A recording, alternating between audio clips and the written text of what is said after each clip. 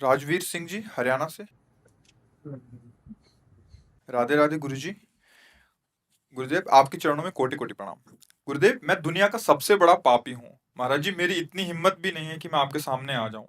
महाराज जी मेरा मार्गदर्शन करें, मेरा मन जप करने में भी नहीं लग रहा। एक बार आप बोल देंगे तो आपके सारे पाप भगवान नष्ट कर देंगे, ऐसा कोई साधन बता देंगे तो महाराज जी, नहीं तो मेरी दुर्गति निश्चित है महाराज जी।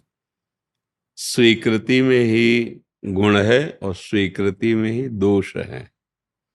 जब हम देह को मैं स्वीकार करके, मेरा स्वीकार करके विषयों के कर्ता भोक्ता बनते हैं तो कहे या ना कहे पापाचरण बनते ही रहते हैं। और जब हम प्रभु को स्वीकार करके उनकी आज्ञा के अनुसार चलते हैं तो प्रार्थना करे ना करे वो निष्पाप होकर परम सुख को प्राप्त हो जाता है। कोई वादा करे या ना करे, किसी के करने के किसी के हाथ की बात है ये भगवान के हाथ की बात है।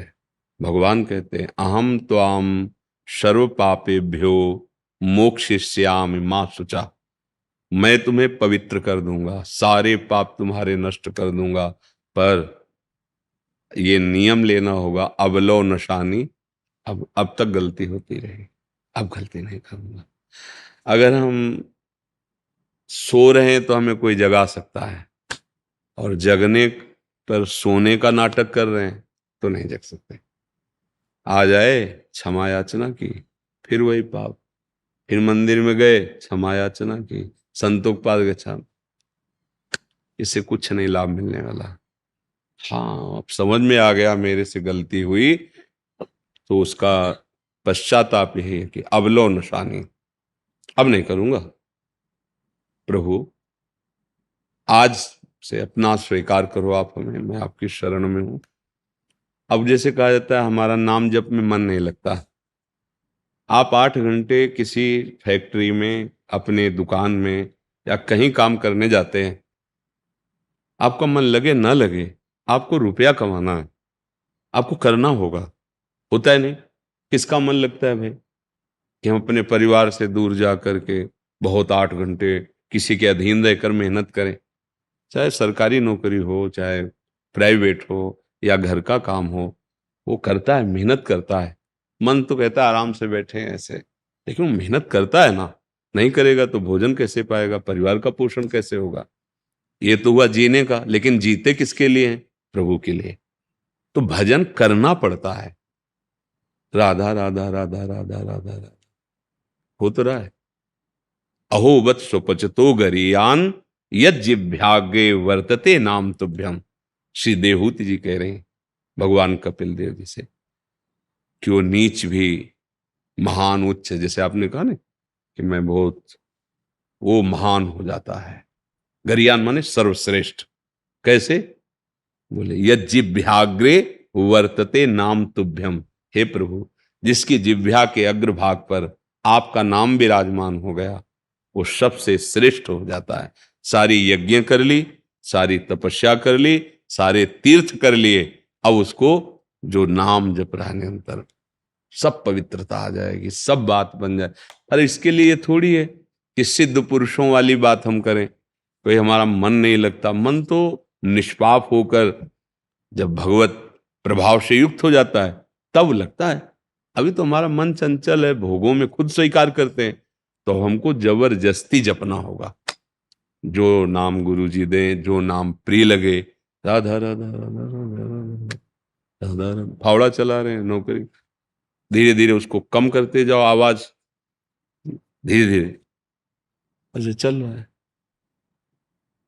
व्यापार करो, नौकरी करो, कोई भी कार्य, भगवान नाम जप करने वाला निश्चित परम पद को प्राप्त होता है।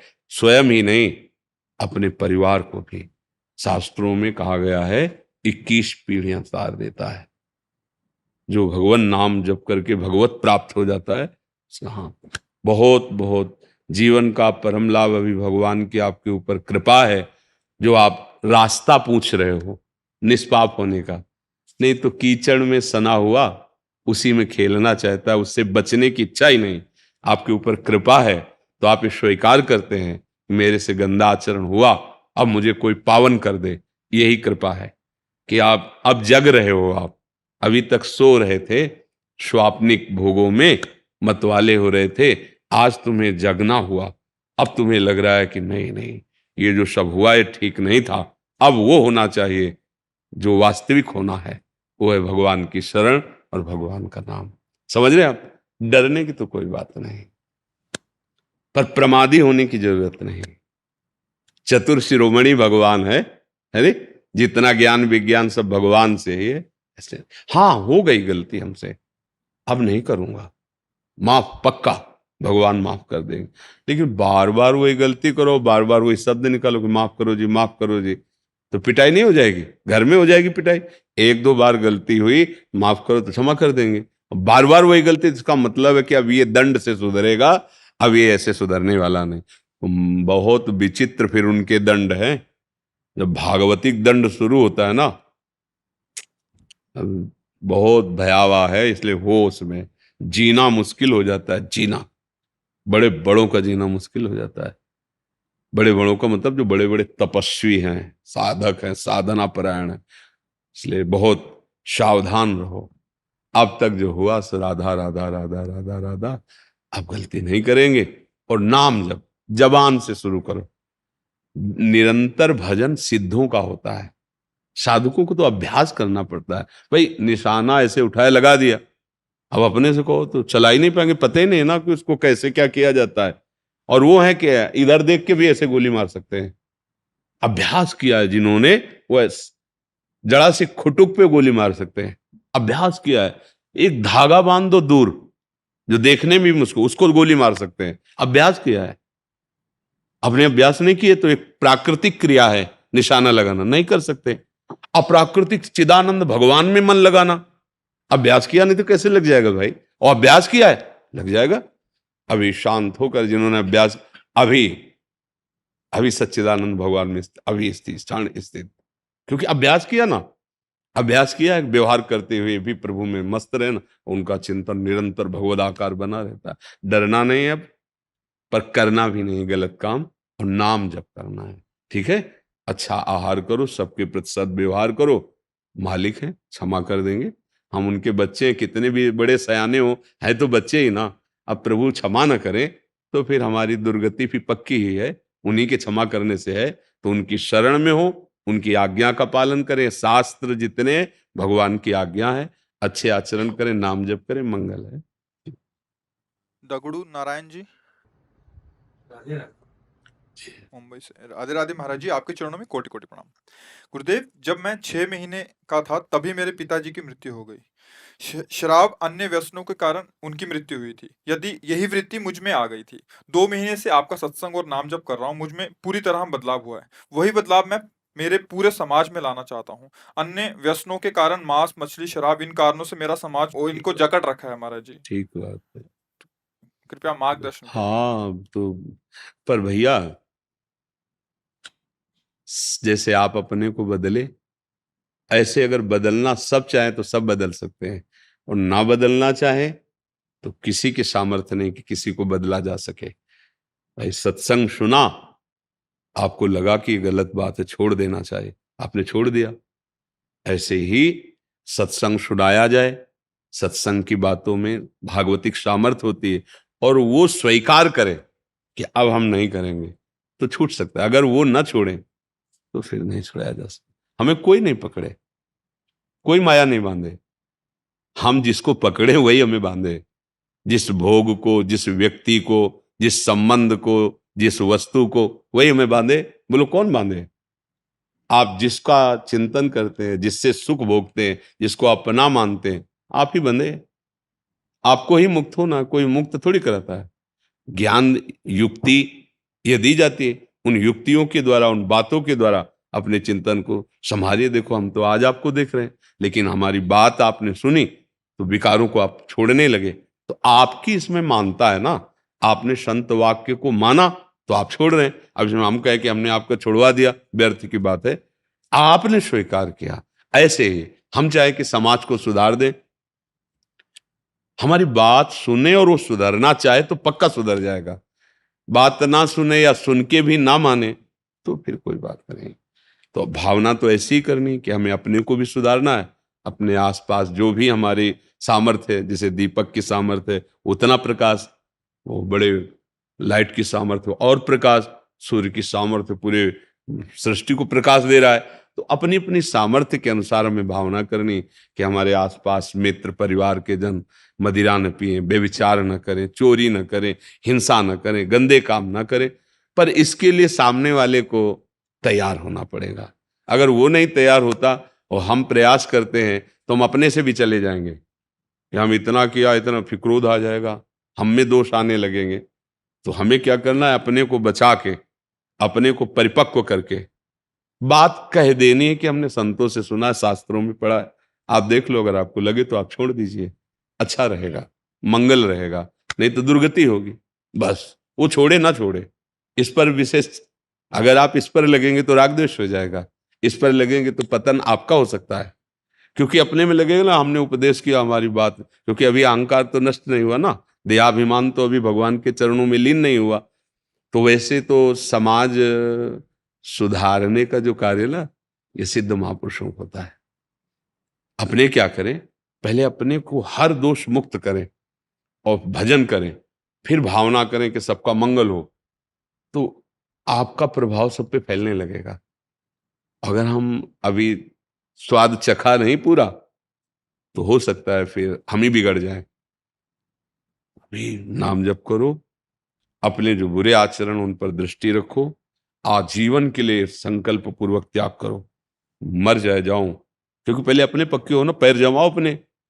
और जब आपका आचरण पवित्र हो, फिर उसको इस तरह से कहा जाए कि देखो शास्त्रों में लिखा है, संतों ने कहा है, अगर ये बातें छोड़ी जाएं, सुख में जीवन हो सकता है। बस वो छोड़े ना छोड़े, अपना कार्य है मंगल भावना से सत्य वार्ता कर देना, उपदेश कर देना, लेकिन उस पर आसक्त हो जाना, हमारी बात क्यों नहीं मानी, मानना चाहिए, राग द्वेषपूर्ण, तो आपके अंदर दोष पैदा हो जाएगा। दूसरों में दोष दर्शन करके उसकी निंदा करना, घृणा करना, अपने हृदय को मलिन करना, ये परमार्थ है, परमार्थ अध्यात्म, समझ रहे ना। अरुण जी, वृंदावन से। श्री जी हरिवंश महाराज जी।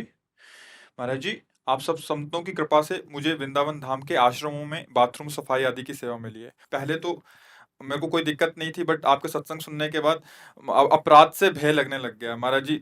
उसमें कॉकरोच कीड़े आदि भी कभी कभी एसिड आदि डालने पे मर जाते हैं महाराज जी। इसमें मैं पश्चाताप क्या करूं और कैसे महाराज जी, क्योंकि अभी डर लग रहा है। आपका उद्देश्य सफाई है, आपका उद्देश्य जीव हत्या नहीं है।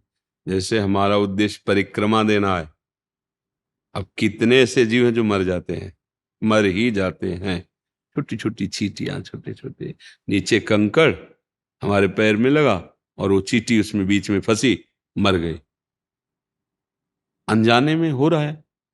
हमारा लक्ष्य चींटी मारना नहीं है, हमारा लक्ष्य परिक्रमा देना है। आपका लक्ष्य है संतों की सेवा, संतों के आश्रमों में, तो ये बहुत बड़ी सेवा है। ये जो सेवा है ना, ये बहुत बड़ी सेवा है। परमहंस स्वामी श्री राम मंगल दास जी, अयोध्या गोकुल भवन, वो रात, बड़े सिद्ध महापुरुष, दिन भर उनके दर्शन के लिए भगत जनों की भीड़ लगी रहती। रात्रि में 2 बजे फावड़ा और तसला लेकर के निकलते। जो बाहरी लोग जाते हैं, और उस समय शौचालय का नहीं था व्यवस्थाएं, बाहर ही जाना, वो सब भर भर करके मल फावड़े से तसले में और एकांत में खोद के गाड़ के ऐसे, और सरयू जल लेकर के छिड़कते कि ये भगवान की पावन नगरी है। पूरी अयोध्या की सेवा का भाव, रात्रि में उठते, जहां कोई बाहर ऐसे शौच को, बड़े सिद्ध महापुरुष। ये तो धाम है, आपको सेवा मिली, आपका लक्ष्य सेवा करना है, जीव मारना नहीं है। अगर आप उसमें ये ऐसी वस्तुएं नहीं डालेंगे तो दुर्गंध नहीं हटेगी, दुर्गंध भरी रहेगी। तो आपका उद्देश्य सफाई करना है। अब बहुत से जैसे किसान हैं, अपनी सेवा में अन्न उपार्जन के लिए औषधि आदि का प्रयोग करता है, घास आदि निकालता है, ना निकाले तो फसल चौपट हो जाए, उसका उद्देश्य फसल की रक्षा करना है, उसका उद्देश्य मारना नहीं है। और फिर उस जो अन्न से वो संत सेवा, परिवार सेवा, वो सब समन हो जाता है। तो जैसे आप कर रहे हो ना, आपका उद्देश्य कोई जानबूझकर मारना थोड़ी है, आपका सफाई करना है। झाड़ू लगाने में, पोछा लगाने में आप कितनी सावधानी करें, आप देखो, पोछा लगाने में, जैसे आप कहीं भी हो लगाओगे तो है ही ना, मंदिर में लगाओगे तो छोटी छोटी चींटियां, जैसे फूल झाड़ू से हटा दिया, बहुत प्रयास किया, सब हटा दिया, फिर भी पोछा लगाओ, जब पोछा लगा के आप देखो तो उसमें एक दो तीन तो मरी मिलेंगे, नहीं मिलेंगे। ये कार्य ऐसे हैं जिनमें ऐसा होता ही रहता है। हमारा उद्देश्य नहीं हिंसा करना, पर स्वाभाविक जैसा हो जाता है, हाँ, तो अपने सत मार्ग के प्रभाव से ही वो भस्म हो जाता है। उसके लिए कोई दंड नहीं होता है। दंड तब होता है जब हम जानबूझ करके लक्ष्य रखें कि अब हम, उद्देश्य हमारा साफ होना चाहिए, उद्देश्य हमारा सफाई, उद्देश्य हमारा वहां साधक जन आएंगे, अपनी दिनचर्या पूर्ण करेंगे, तो उसमें आप निश्चिंत रहिए। आपका उद्देश्य वो नहीं है जो पाप वाला है, आपका उद्देश्य सेवा है। अब उसमें जो, अब जैसे एक डॉक्टर है, अब शरीर में चाहे पशु के हो चाहे मनुष्य के, अगर वो कीड़ा पड़ गया है तो दवा डालेगा ना। क्योंकि अगर वो, जैसे कई ऐसे होते हैं अंग के कीड़े पड़ जाते हैं, तो वो कीड़ा हजारों की संख्या में हो सकते हैं, तो हजारों की हत्या को उसे पाप नहीं लगता। क्योंकि एक डॉक्टर है, वो उसको जैसे किसी पशु का है, कोई अंग सड़ रहा है, कीड़े पड़े, वो पशु का डॉक्टर है, तो दवाइयां डालेगा ना, हजारों कीड़े मरेंगे। उसका उद्देश्य कीड़े मारना नहीं है, उसका उद्देश्य है उसकी बीमारी दूर करना, चाहे मनुष्य हो चाहे पशु हो, इसलिए उसको अपराध नहीं लगता। बात बस उद्देश्य का होता है, अंदर का उद्देश्य। एक बार कथा सुनाई थी, कि एक आदमी बहुत पाप करता था, हिंसा करना, व्यभिचार करना, गंदे आचरण करना और चोरी करना। तो जंगल में एकांत में गलियों में लग जाता, जब कोई व्यापारी या कोई फंस जाता तो धन भी लूटता और मार देता। एक बार एक महात्मा उधर से जा रहे थे, तो उनको भी घेर लिया उसने। वो बड़े भजनानंदी महात्मा, उनका बच्चा, हमारे पास तो लौकी का कबंडल है ये, पर ये जो आचरण करते हो तुम्हारी दुर्गति हो जाएगी, तुम्हारा कोई साथ देने वाला नहीं। तो संत दर्श से पाप नष्ट होते, संत दर्श जिमि पातक टरे। संतों के दर्शन से पाप नष्ट। चलते फिरते तीर्थराज हैं संत जन, मुद मंगलमय संत समाजू, जो जग जंगम तीर्थ राजू। तो उसके पाप नष्ट हुए, उसको जलन हुई, बहुत पाप किए, हिंसा की। तो कहा महाराज हमारा तो जीवन ही बीत गया ये करते हुए। बोले अभी समय है, आप सुधर सकते हो, तुम्हें हम मंत्र देंगे, जप करो, भगवान नाम जप करो, तुम्हारा मंगल हो जाएगा। पर मंत्र तब देंगे जब तुम थोड़ा पवित्र हो। जाओ पहले तीर्थ याटन करो भारत के। महाराज हम कब समझेंगे कि हम दीक्षा लेने लायक हो गए, पवित्र हो गए तीर्थ याटन से? तो एक लकड़ी दी, सिद्ध संत थे, बोले लकड़ी अपने आप हरी हो जाएगी, इसमें नवीन किनगे आ जाएंगे, जान लेना तुम्हारे पाप नष्ट हो गए, सुकृत उदय हो गए। वहां से चला, 10 किलोमीटर चला होगा, तो सोचा अब आज यहीं विश्राम कर लेते। बड़ा पेड़ था और उस पेड़ में 4 डकैत ऊपर बैठे हुए बस इंतजार कर रहे थे कि थोड़ा और रात्रि हो। समीप गांव था, तो वो प्लान बना रहे, तुम उत्तर की तरफ से, तुम दक्षिण की तरफ से, तुम पश्चिम, तुम पूर्व, चारों तरफ से गांव में आग लगा दो, इस गांव को नष्ट कर देना है। वो नीचे ही बैठा, तो उसने सोचा अच्छा ये तो बहुत गलत इरादे से हैं यार, बहुत पाप किए हैं, 50 को मारा है, 4 को इनको भी नंगा देते हैं, तीर्थ तो चल ही रहे हैं। और उसका अभ्यास था मारने का। बोले तीर्थ तो जा ही रहे हैं, अगर इन 4 को मार देंगे तो पूरा गांव बच जाएगा, क्योंकि रात्रि में गांव में आग लगाएंगे तो सोते हुए पशु पक्षी मनुष्य बच्चा बच्ची सब मरेंगे। तो तीर्थ जा रहे, अब सुधरने का काम शुरू किया है, इसको इनको उनको बुलाया, बोले भैया जो तुम प्लान कर रहे हो इसके हम गुरु हैं, बचपन से हम यही करते रहे, आओ उतर के हम तुम्हें प्लान बता। तो चारों एक साथ थोड़ी कूदेंगे, और बड़ा पेड़ था, जो ही उतरता बस वो नीचे उसको गला दबा के 4 को मार दिया। सोचा अब यहाँ नहीं रुकेंगे, लकड़ी उठाई चल दिया, लकड़ी देखा हरी हो गई। बोले गुरुजी ने कहा था जहाँ लकड़ी हरी हो जाए तो आ जाना, हम दीक्षा दे देंगे। लौट आए। गुरुजी ने कहा हमें लगता है तुम हमारी आज्ञा का उल्लंघन कर दिए, तीर्थ यात्रा नहीं गए। बोले गुरुजी आप कह रहे थे जहाँ लकड़ी हरी हो जाए तो जान लेना आप निष्पाप हो गए, पवित्र हो गए, लकड़ी तो हरी हो गई। तो बोले किस तीर्थ में स्नान किया? बोले नहीं स्नान नहीं किया, 4 को और मारे आए हैं। कैसे? तब बताया। तो उनका देखो बेटा, वही मारने की क्रिया तुम अपने स्वार्थ और सुख के लिए करते थे तो पाप था। तुमने 4 लोगों को मारा, लेकिन पूरे नगर को बचाने के लिए तो वही पुण्य हो गया, तुम्हारे सारे पाप नष्ट हो गए। देखो ना, उद्देश्य। हिंसा हुई 4 की, पर संपूर्ण नगर के जीवों को बचाने के लिए 4 की हिंसा कर दी, शास्त्र सम्मत बात हो गई। अपना एक अंग कोई पूरे शरीर को नष्ट कर रहा हो तो उसे कटवा दिया जाए, शास्त्र आज्ञा है। भाई यहाँ कैंसर है, यहां से काट देने से बच जाओ, काट दो काट दो। अपने शरीर की पूरी रक्षा के लिए किसी एक अंग का त्याग कर देना उचित है, अगर वो अंग हमारे पूरे शरीर को नष्ट करता है। ऐसे ही अपने पूरे परिवार को अगर नष्ट करने वाला कोई एक, तो उसका त्याग कर देना। अगर पूरे राष्ट्र को, पूरा एक गांव पूरा बर्बाद करना, तो उस गांव का त्याग कर देना चाहिए। 4 को मारा और परम पवित्र हो गया। तो समझ रहे ना, क्रिया वही हुई, उद्देश्य बदल गया। आपका उद्देश्य जीवों की हत्या करना नहीं, आपका उद्देश्य है संत सेवा करना, आश्रमों में जाकर के। ये बहुत बड़ी सेवा है, इसलिए आप इसकी चिंता न कीजिए। राजेंद्र तिवारी जी, वाराणसी। श्री राधे राधे, जय श्री हरिवंश महाराज जी। श्री हरिवंश महाराज जी, आपके चरणों में कोटि कोटि प्रणाम। गुरुजी, मैं विज्ञान का शिक्षक हूँ, परंतु अध्यात्म में गहरी रुचि है।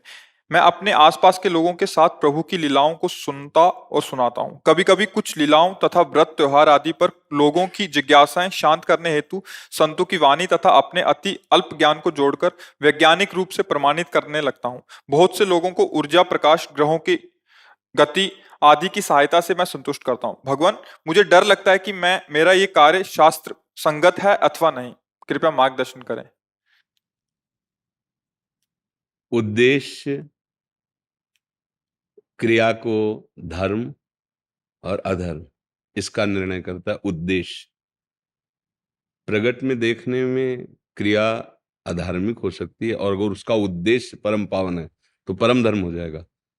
और उद्देश्य गलत है और क्रिया धार्मिक दिखाई दे रही, वो गलत हो जाएगा।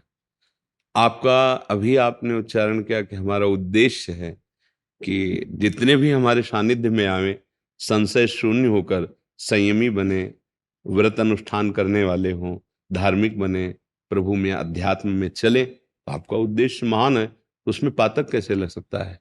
भगवान ने आदेश किया है श्रीमद् भगवद गीता जी में, मच्चित्ता मदगत प्राणा बोधयंता परस्परम कथयंति च माम नित्यम तुष्यंति च रमन्ति च।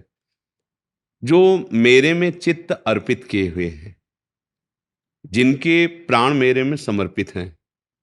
प्राण समर्पण का मतलब जैसे हमारे प्राणों का पोषण वायु से होता है, जल से होता है, भोजन से होता है, ऐसे जिनके प्राण भगवान में समर्पित हो जाते हैं, तो जैसे हम वायु के बिना जी नहीं सकते, ऐसे भगवद स्मरण के बिना जी नहीं सकते।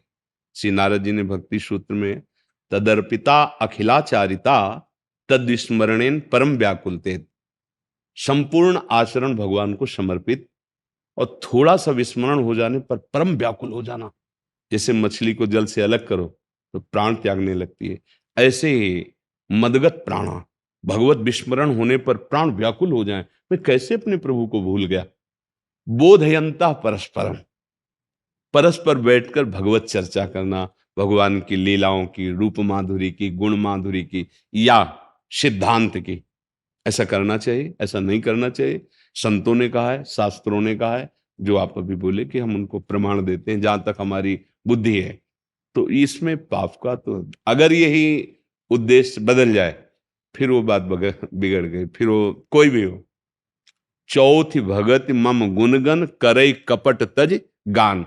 मेरी चौथी भक्ति है कपट का त्याग करके गान करना। उपदेश में चूक हो जाए, उद्देश्य में चूक ना हो तो बात बन जाएगी। उपदेश बढ़िया लच्छेदार भाषण है, चूक हृदय में उद्देश्य की है, बात नहीं बनेगी। तो आपको हम धन्यवाद देते हैं इस बात का कि हमें चाहिए अपने मित्रों को, अपने परिवार को, अपने आसपास समाज को व्यसन मुक्त करना, गंदे आचरणों से मुक्त करना।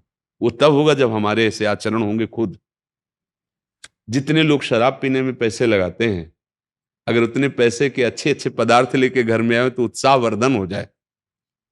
जितने तुम गंदे आचरण करते हो, वही ऊर्जा शक्ति परमार्थ में लगाओ तो जगत मंगल करने वाले बन जाओ। सतरति सतरति सा लोकाम तारयति, वो स्वयं तर जाता है, स्वयं तर जाता है, वो लोगों को तार देता है। मद भक्ति युक्तो भुवनम पुनातु, वो लोक के लोक को पावन कर सकता है।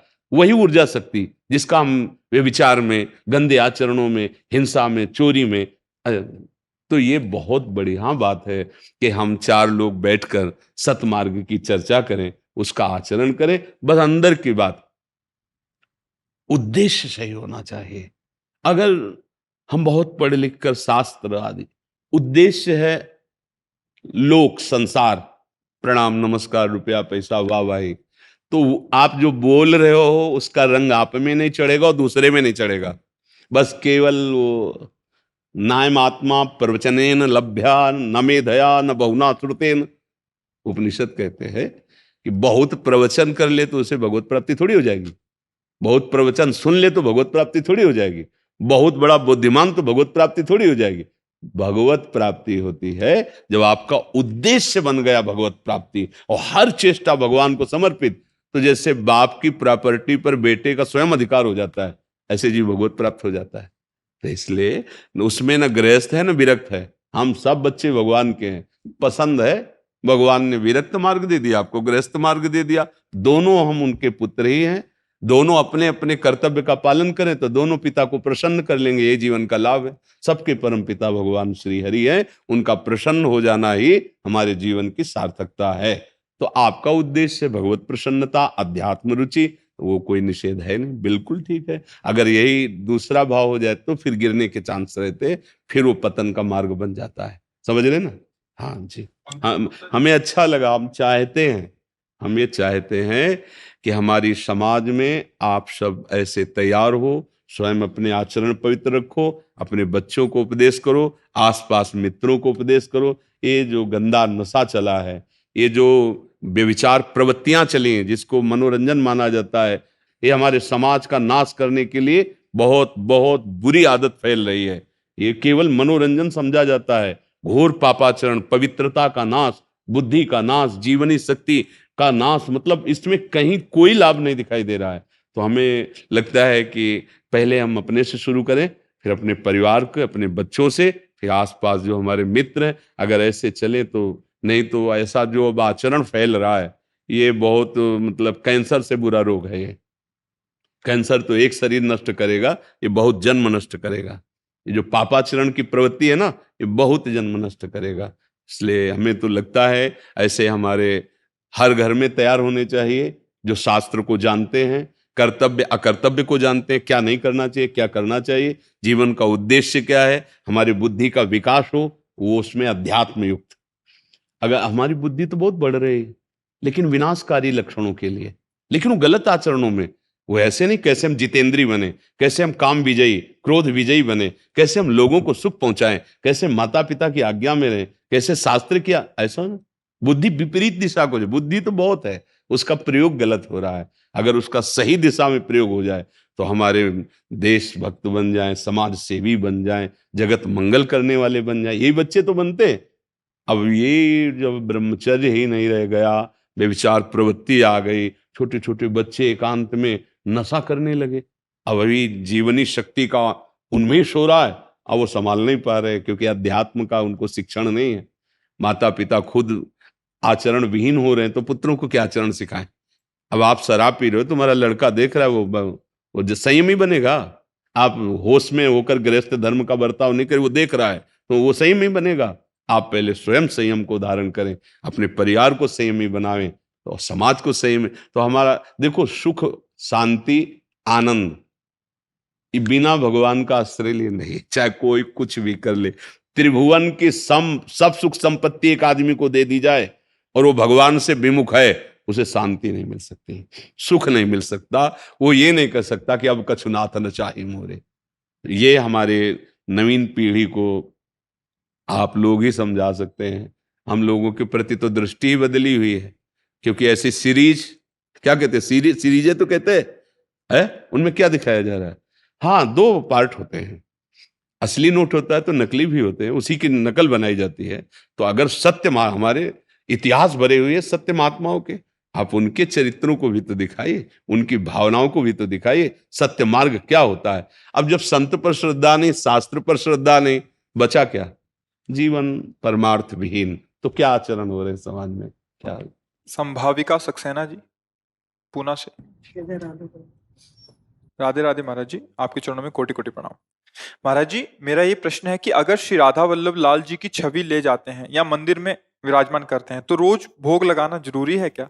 मैं दफ्तर के काम की वजह से घर में नहीं रहती, कभी कभी 2-3 दिन के लिए भी बाहर जाना पड़ता है, परंतु मुझे छवि रखने की बहुत इच्छा है, हाँ, लालसा है। छवि रख लीजिए, श्री विग्रह रूप में मत विराजमान कीजिए, छवि रख लीजिए और जहां भी पाइए, मतलब 1 मिनट लगता है भोग लगाने में। आँख खुली है, बंद, ऐसे किया, भावना की, प्रभु को अर्पित किया। घर में है तो सामने भोग लगा दीजिए, बाहर सेवा में, नौकरी, व्यापार, आज जहां भी हो वहां भाव से लगा दीजिए। काऊ सो कहाँ जहां प्रभु नाही, घट घट में रमा है, यहाँ भी वो पा रहा है, बाहर भी है। तो छवि में हम मानते हैं, तो घर में जब है तो भोग लगा दिया, जब बाहर है तो भाव से ध्यान करके भोग लगा दिया।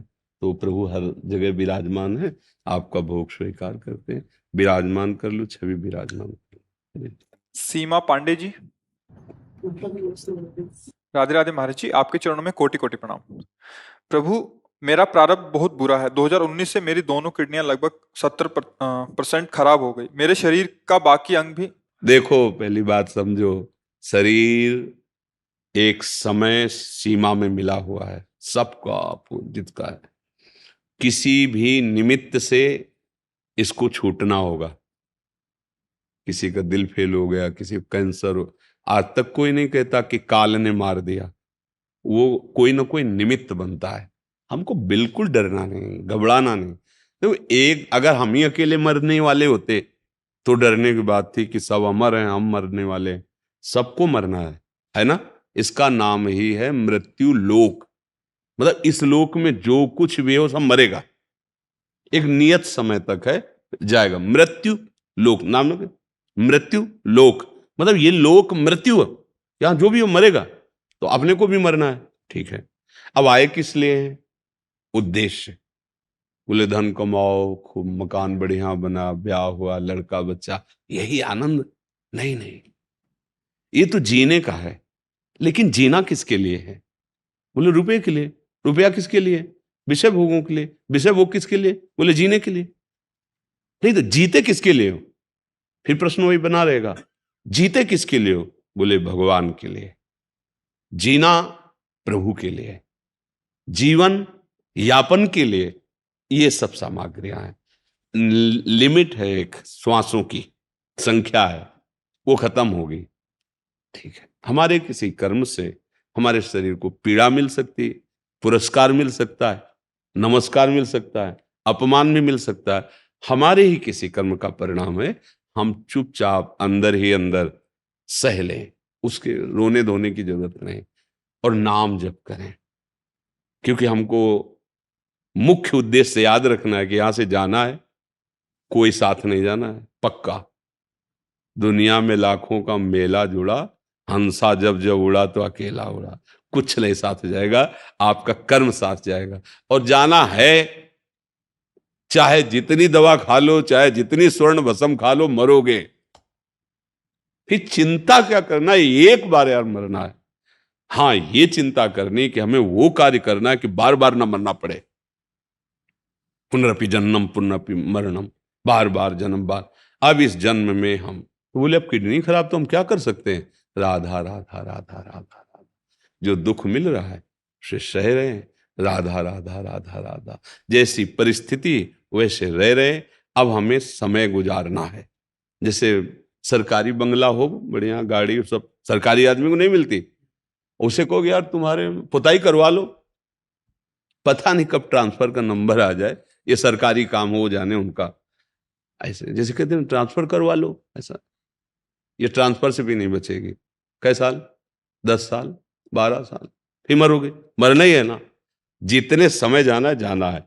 क्या करके जाना है? प्रभु को प्राप्त करने का उपाय। सरल उपाय क्या है? सिद्ध महापुरुषों ने कहा है, हर संप्रदाय के, हर सिद्धांत के संतों ने नाम का है, भगवान नाम। हर बड़े बड़े महापुरुषों की वाणी जो गुरु कृपा से पढ़ने को मिली, तो सबका एक सार है, अच्छे आचरण करो, समाज को सुख पहुंचाओ और नाम जप करो। अब जैसे रोगी शरीर है, नहीं कुछ कर सकते, तो बस राधा राधा राधा राधा, हम इंतजार कर रहे कब बुलावा आएगा और हम अपने मालिक से मिले जाएगा। राधा राधा राधा। क्या सिकवा शिकायत हमारी ये खराब, किसी की किडनी खराब तो किसी की मिडनी खराब है, नहीं कोई स्वस्थ है, माइंड खराब है, बेविचार में, शराब में, ड्रग्स में, हिंसा में, चोरी में। किडनी अच्छा है उससे कि हमारे पाप नष्ट हो रहे हैं, वो तो पाप बढ़ा रहे हैं। जिसकी मिडनी खराब, मिडनी माइंड सब बीमार है यार, सब बीमार है। स्वस्थ वही है जो भगवान नाम जप कर रहा है, अच्छे आचरण कर रहा है, जीवन का उद्देश्य समझ रहा है। जो नशा कर रहा है, गंदे बेविचार कर रहा है, गंदा जीवन, सब खराब ही है। इसकी चिंता मत करो। ये तो अवश्य में भोक्तव्यम कृतम कर्म शुभाशुभम, जो बोया है वो काटना पड़ेगा। अब जो बो रहे हैं उस पे होश में हो जाओ, पीछे जो हुआ हो जाने दो, देख लिया जाएगा। राधा राधा राधा, आगे होश में हो जाओ। आगे का संभल गया ना, अच्छा बन गया ना, तो पीछे वाला भस्म हो जाएगा और आगे वाला आपको उठा देगा। इसलिए बिल्कुल चिंता न करो, नाम जप करो। जो भी कष्ट आवे, राधा राधा राधा राधा राधा। रहना नहीं देश बिराना है, चलना है, चलना है, प्रभु के पास चलना है। तैयारी करो। अब चलने की तैयारी नहीं है, घर में प्रेम है, परिवार में प्रेम है, तो अब लगता है अब मरेंगे तो सब छूट जाएगा, इसीलिए डर लग रहा है। अभी चलने की तैयारी कर लो बस। आप देखो, एक भारत भक्ति करने वाला जवान चौड़ा छाती करके घूमता है बॉर्डर पे, चाहे वो कभी भी गोली लग सकती, कभी भी मृत्यु हो सकती, वो डरता थोड़ी है। एक बार मरना है पर देश के लिए। यार हम भगवान के लिए नहीं सोच सकते ऐसा? मरना तो है ही, अपना काम बना लेते हैं, मरना तो है ही है। जब मरेंगे तब मरेंगे। अभी जितनी श्वासें राधा राधा राधा राधा, चलो कुछ नहीं कर सकते तो हम पढ़े और भरोसा रखो। हमारी बात समझ में आ गई तो बड़ी बड़ी तपस्याओं से जो काम नहीं होता वो नाम से हो जाएगा। नाम, बड़े बड़े संतों ने कहा, नानक नाम जहाज है, चढ़े सो उतरे पार। जहां नाम, बस मंगल हो गया। श्वास श्वास नाम जब करे, दुविधा रहा न कोई। बड़े बड़े संतों ने कहा है। इसलिए आप चिंता मत करो। किसका है आपने? बिल्कुल चिंता मत, सबको जाना है। धन्यवाद, धन्यवाद महाराज, धन्यवाद। पति पावन प्रभु आपकी धन्यवाद, धन्यवाद महाराज। क्या सेवा करें प्रभु? आपके दर्शन के लिए आए। अरे आप दर्शन देने आए प्रभु।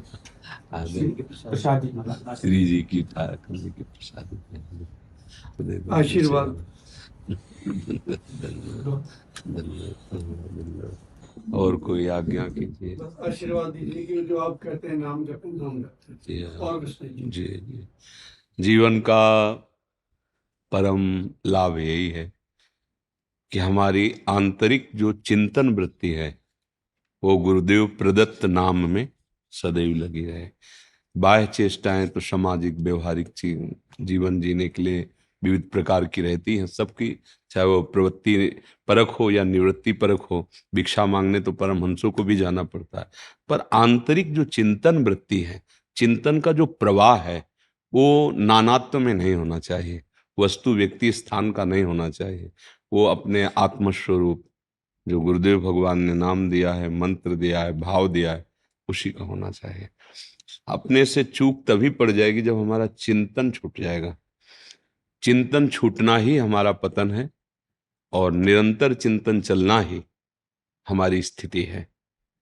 भगवत स्वरूप में स्थित होना ही हम भगवत मार्ग के पथिकों का परम लक्ष्य है। वो स्थिति वही है जो अखंड स्मृति में है। उठते बैठते चलते फिरते व्यवहाररत भी अपने प्रभु के, अपने आराध्य देव के, अपने इष्ट के, अपने गुरुदेव के चिंतन में मगन रहे। बस चिंतन पर विशेष ध्यान दीजिए, क्योंकि चिंतन से ही भगवत प्राप्ति होती है। अनन्य चेता सततम यो माम स्मृति नित्यसः तस्याहम सुलभा पार्थ। भगवान मैं उसके लिए सुलभ हो जाता हूँ। बस चिंतन, जहां भी जैसे भी जो भी सेवा हो, बस चिंतन परायण रहते हुए। चिंतन चूका फिर हमारी वृत्ति गिर जाएगी। काम क्रोध लोभ आदि जो दोष हैं वो हमें घसीट सकते हैं। हमारा चिंतन से प्रभु में चल रहा है, फिर किसी के सामर्थ्य नहीं। बिना चिंतन के संकल्प नहीं होता और बिना संकल्प के क्रिया नहीं होती। इसलिए हमारा चिंतन ही संभल जाए तो संकल्प ही नहीं बनेगा। संकल्प ही बंधन कारक होता है। निसंकल्प अवस्था ही परमहंसों की होती है।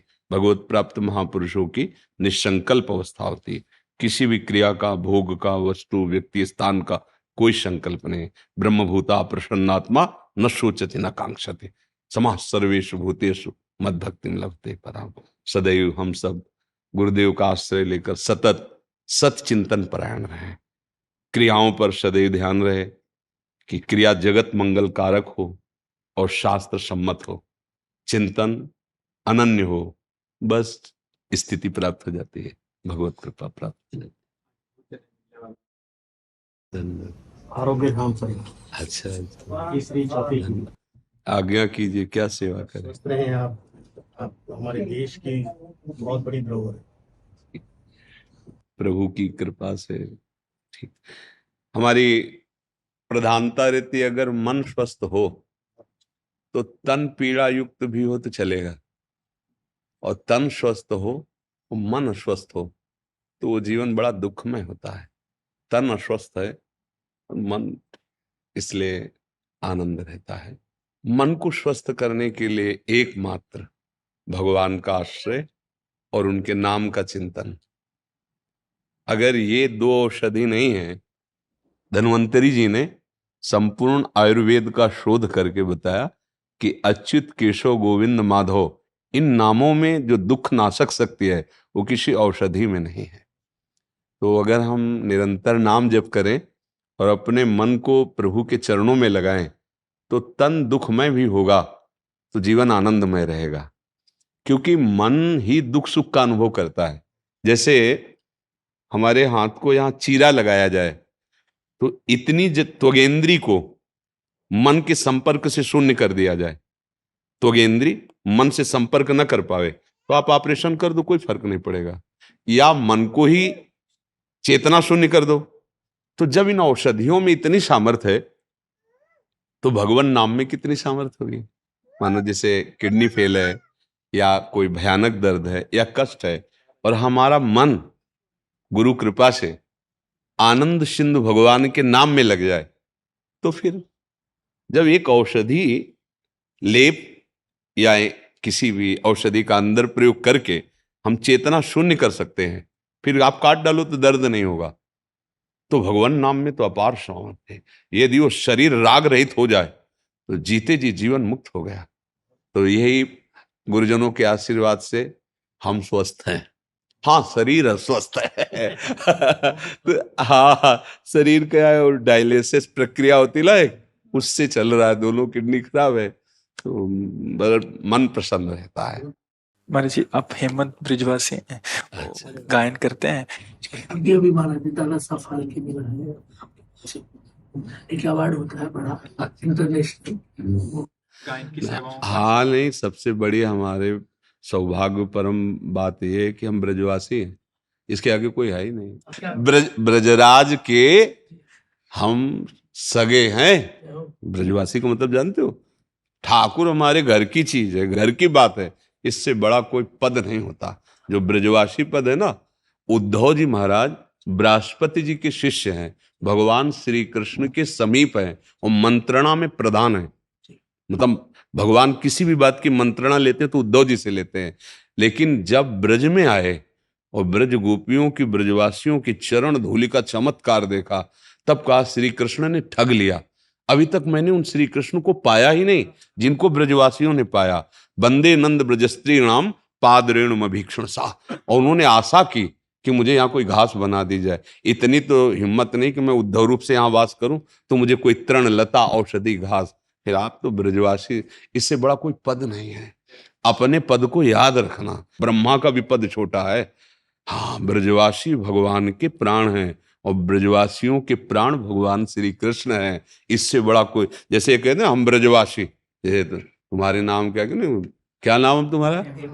हेमंत ब्रजवासी लगा ना, इसके आगे कोई पद नहीं। इसके आगे हमारे सब श्री कृष्ण है और वो हमारे, इससे बड़ा कोई पद नहीं है। आप जगत पूज्य पद पे हो। ब्रजवासी, ब्रजवासियों की चरण रेणु, ये बड़े बड़े ब्रह्मादि शंकर ने याचना की, जो रज शिव सनकादि की याचत। तो ब्रजराज के आप नित्य परिकर हैं, इस ठसक में रहो। और तो सब बहुत छोटे पद हैं। अखिल ब्रह्मांडों के स्वामी श्री कृष्ण हैं और वो हमारे प्यारे लाडिले हैं। अब इससे बड़ा पद क्या होगा? ब्रजवासी हैं हम, इस ठसक में रहने से जानते हो क्या है? भगवत प्राप्ति हो जाएगी। हम कहीं भी हों, जहां भी रहो, अपनी ठसक में रहो, ठाकुर हमारा, हम ठाकुर के। ये पद, ये रुपया, ये संपत्ति, ये वैभव, ये जीवन के जीने के लिए है, लेकिन जीवन किसके लिए है? बिहारी जी के लिए है। और वो बिहारी जी किसका? मेरा है। भाई ये ठसक, यही हम लोग प्राप्त करते हैं साधना से, तपस्या से, शास्त्र ज्ञान से। भगवत प्राप्ति जानते हो किससे होती है? किसी अन्य साधना से नहीं। जब ये स्थिति हो जाती है कि प्रभु मेरे, मैं प्रभु का, और फिर मैं प्रभु में लीन हो गया। अब ब्रह्म नहीं, माया नहीं, नहीं जीव नहीं काल, अपनी हूं सुधि ना रही, एक रहो नंदलाल। ये स्थिति होती सिद्ध महापुरुष की मात्र। वो तुम्हारी गर्भ से ही है। जिस रज के लिए सब बंधना चाहते हैं, उसी रज में तुम पैदा हुए, और उसी रज की ठसक है कि हम ठाकुर के, हम ब्रजवासी। बस ये पद, अगर ब्रज में एक झोपड़ी बना के रख रहा है ना, तो ब्रह्मा उसकी समानता नहीं कर सकते। एक झोपड़ी में रह रहा है ना ब्रज में, ठाकुर के नगर में, 84 कोस ब्रज भूमि में, तो ब्रह्मा जो ब्रह्मलोक में है ना, वो समानता नहीं कर सकते उसकी। बात समझना, अपने ब्रजवासी हैं, ठाकुर के हैं। हाँ बस, और तो संसार के लिए तो ठीक है, और जितने पद हैं वो बढ़िया, वो लोग मानेंगे, लेकिन अपना तो सबसे बड़ा पद है, हम ब्रजवासी हैं, ब्रजराज के हैं, ब्रजराज हमारे हैं। अपने ठाकुर की बात चाहे जहां हो, अपने ठाकुर की बात, ठीक है। हाँ अरे जी, आप अम्मी मिश्रा जी आपका नाम है, तो कह रहे थे कुछ राधा नाम और कुछ एक दो पंक्तियां महाराज जी के अगर सेवा में हो जाए। सुना दीजिए, बैठ कर सुना दीजिए।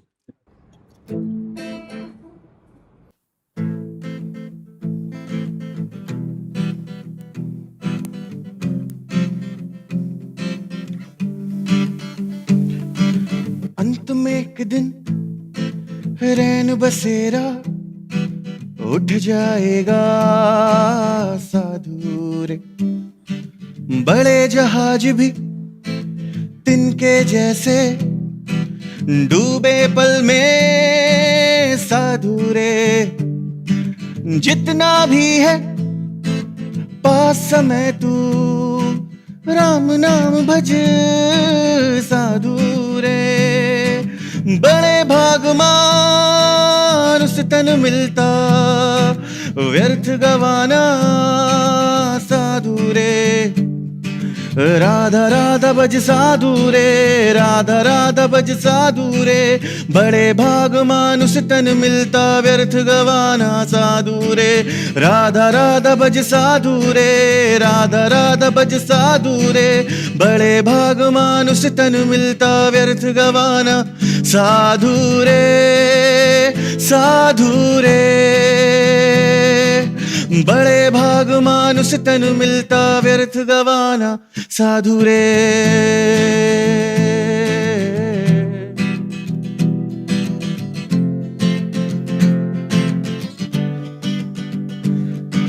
मुख में अग्नि चरण में पानी इतना मिलेगा साधु रे।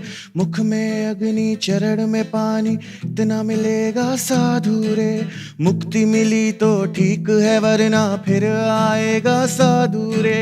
मुक्ति मिली तो ठीक है वरना फिर आएगा साधु रे। मुख में अग्नि चरण में पानी इतना मिलेगा साधु रे। मुक्ति मिली तो ठीक है वरना फिर आएगा साधु रे। भरी तिजोरी शोर मचाए, मन में 100 रोग बिठाए। बैरागी मन तान के सोए, लोभी के घर नींद ना आए। लिखा हुआ ना मिट पाएगा और न समय पीछे जाएगा। जिएगा जो इस पल में जीवन, वही अंत में मुस्काएगा। अंत में एक दिन रैन बसेरा उठ जाएगा साधु रे। बड़े भाग मानुष तन मिलता व्यर्थ गवाना साधु रे। राधा राधा भज साधु रे, राधा राधा भज साधु रे। बड़े भाग मानुष तन मिलता व्यर्थ गवाना साधु रे, साधु रे। बड़े भाग मानुष तन मिलता व्यर्थ गवाना साधु रे। हाँ, एक मिनट राधा राधा जैसे विराग से बने, केवल राधा राधा राधा। श्री राधा राधा राधा, श्री राधा राधा, श्री राधा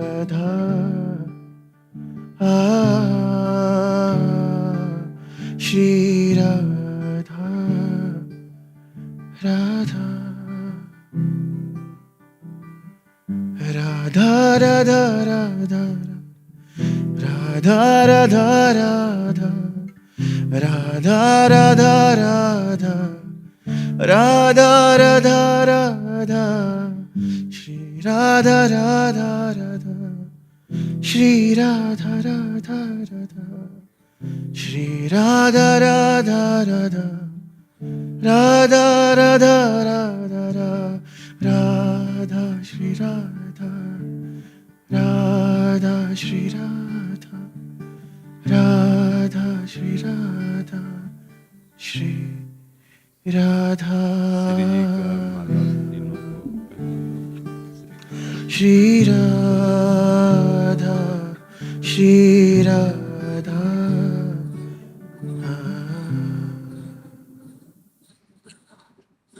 परम पावन श्री वृंदावन धाम में जितनी बार राधा नाम लिया अमोघ है। हाँ, कोई व्यसन मत करना, कोई गंदे आचरण मत करना, प्रभु के आश्रित रहो। जो आपको जैसे संगीत सेवा है, ये भी भजन है। देखो आज इसी के बल से आप सामने बैठ करके राधा राधा गए ना। तानसेन जब अकबर के सामने गान करते ना, तो अकबर वाह, और कहते तुम्हारे जैसा विश्व में कोई आलाप लेने वाला और स्वरों का ज्ञाता नहीं। तो कहा कि नहीं सरकार, नहीं ऐसा मत कहिए। अभी आपने सुना नहीं, हमारे गुरुदेव श्री स्वामी हरिदास जी हैं, उनके मैं तुच्छ सेवक हूं। तो उनका बुलाओ सभा में, बोले नहीं। वो आप बादशाह मुल्क के हैं, लेकिन अनंत मुल्कों के बादशाह के वो सामने गाते हैं, बिहारी जी महाराज के सामने। बोले और बोले हम सुनने के इच्छुक हैं। बोले बादशाह के रूप में नहीं, आप साधारण वेश में चले और छुप के सुने, फिर आप। तो स्वामी जी महाराज बिहारी जी को जब भाव से गान, ऐसा लगता अमृत की वर्षा हो रही, प्रेमामृत वर्ष। उसको रहा नहीं गया। अकबर ने कहा वाह वाह वाह, ऐसा अद्भुतानंद। स्वामी जी एकदम तानसेन से इशारे से पूछा कि वाह वाह तो बिहारी जी बोलते हैं, आज इधर से कौन आवाज आई? तो उनका क्षमा हो, अकबर सम्राट आए हैं, सामने आए चरणों। तो उनका जो आज पद गाया हमारी वाणी में न लिखा जाए, क्योंकि हम केवल बिहारी जी को सुनाते हैं। संगीत भगवान की प्रसन्नता के। नारद जी बीणा लिए रहते, कोई करताल, कोई मंजीर, कोई मृदंग, कोई ढप।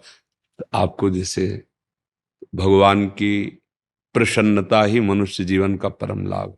गंदा आचरण, गंदे नशा, ऐसा कहीं भी आप गा रहे हैं, अगर लौकिक गीत भी गा रहे हैं तो आप उसमें भावना कीजिए कि मेरे भगवान सब रूपों में बैठे सुन रहे हैं।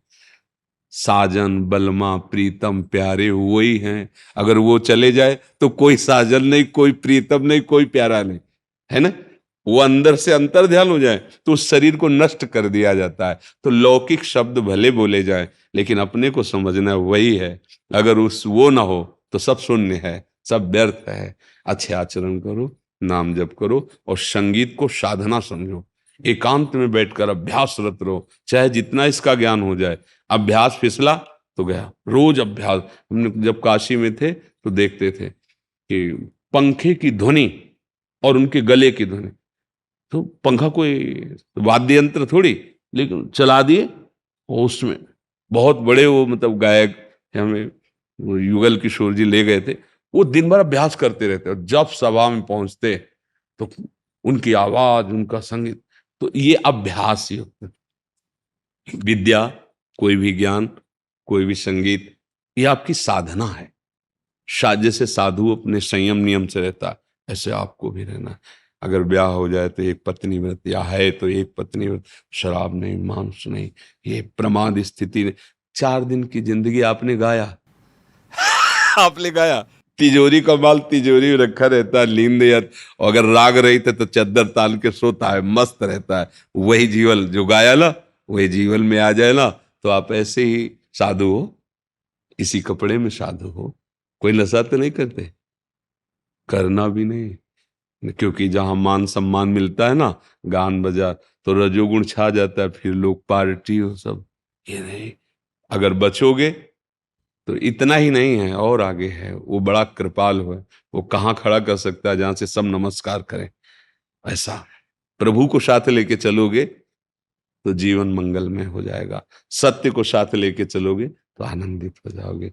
भगवान की कृपा है आपके ऊपर, तब आप आए हैं, धाम आए हैं, आपसे वार्ता हो रही है। ये तो काहे को बाबा जी से क्या मतलब है, ले, ये भगवान की कृपा। तो आप अच्छे बनो, ठीक है। श्री हरि, जय जय श्री हरि।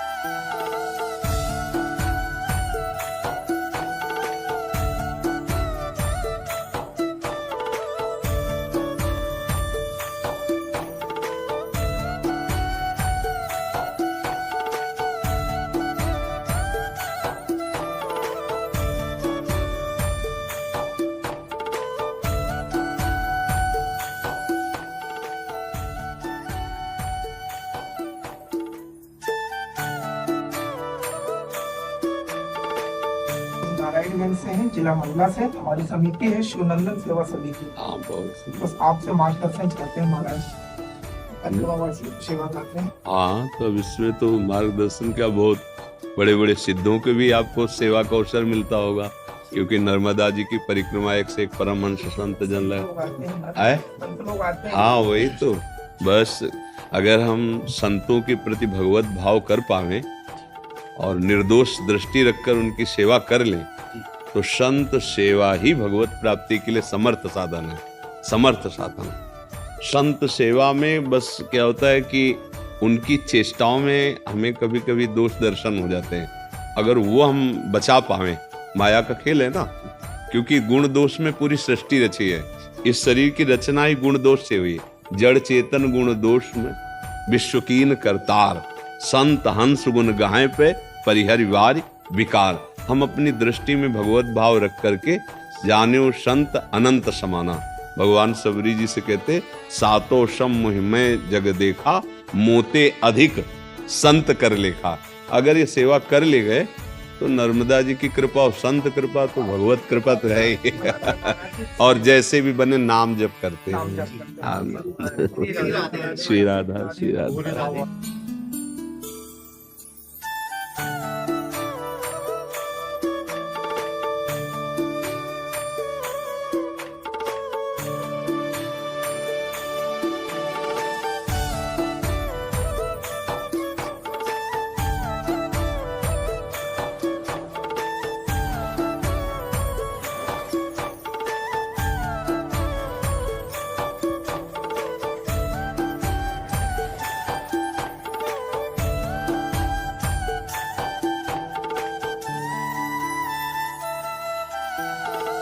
बोल महाराज की जय। जय जय श्री राधे।